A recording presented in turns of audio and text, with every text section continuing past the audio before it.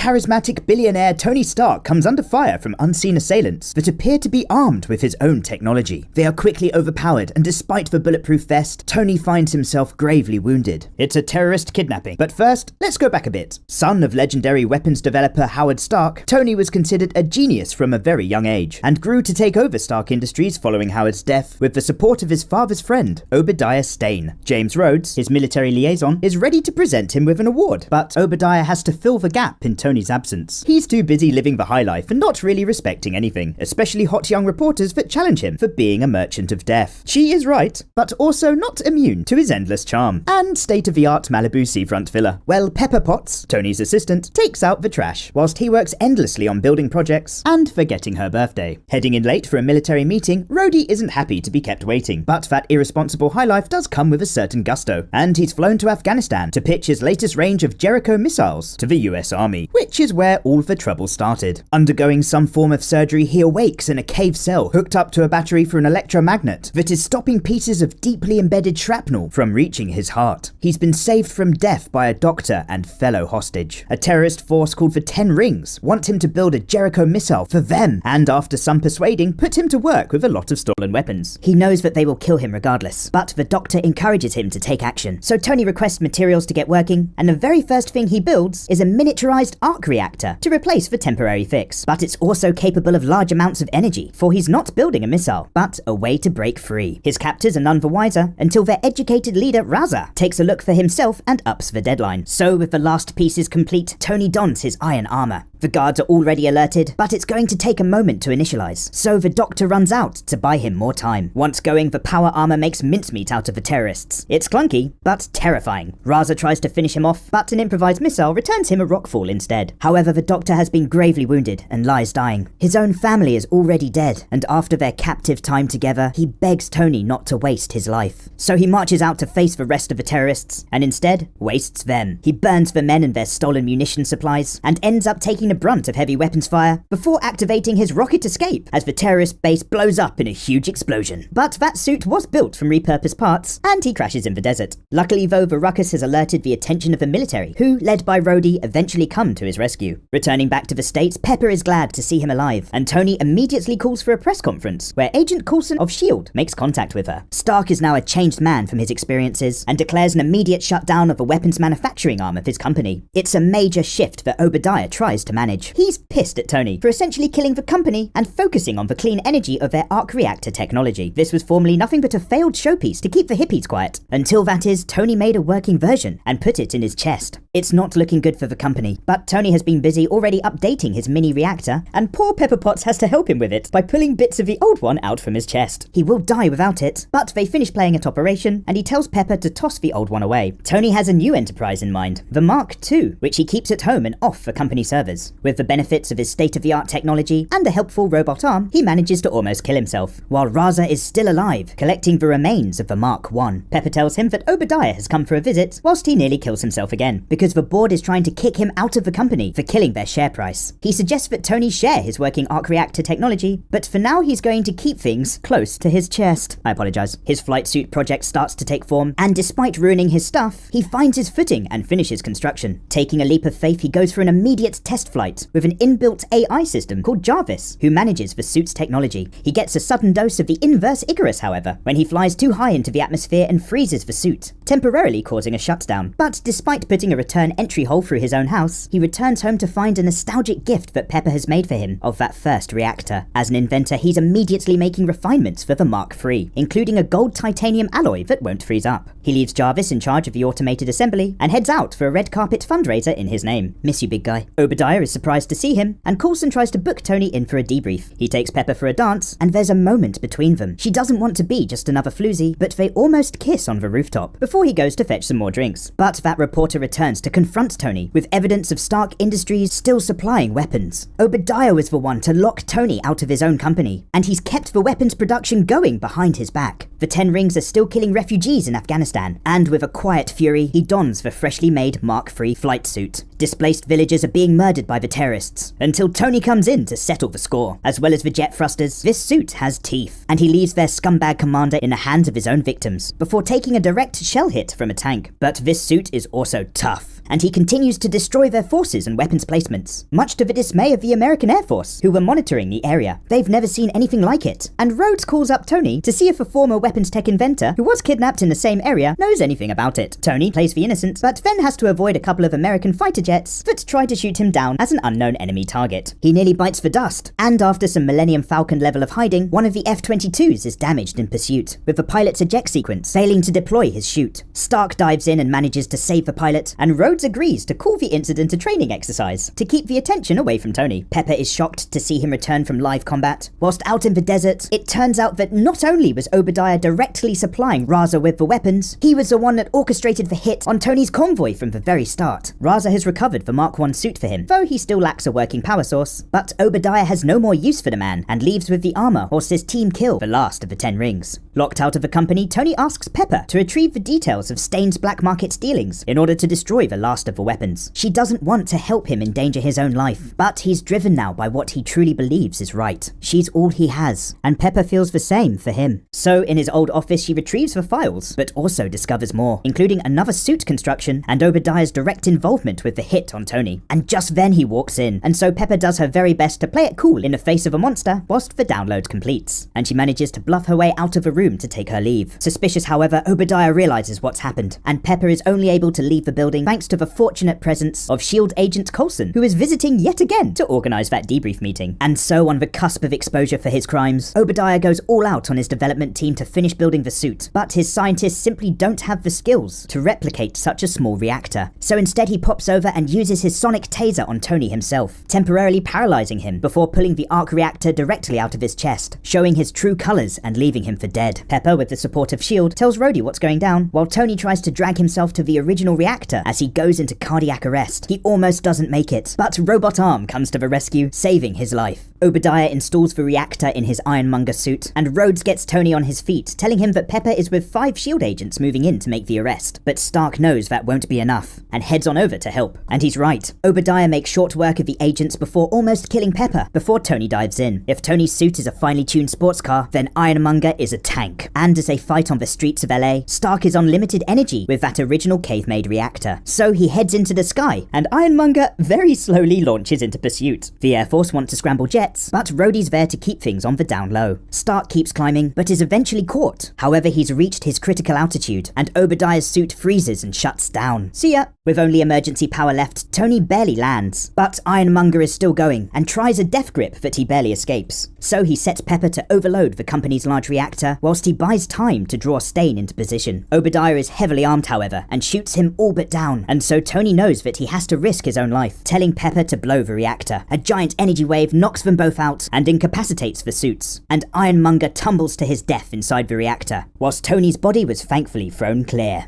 Oh my god. And so the following day, whilst Rhodey and Agent Coulson provide a cover story for Tony's whereabouts to keep him away from media attention, he reminds Pepper of their intimate moment on the roof. But she reminds him of the bit where he left to go get drinks and never came back. Yikes. And so at the press briefing, Tony, being Tony, likes the sound of actually being a superhero and tells the world he's Iron Man.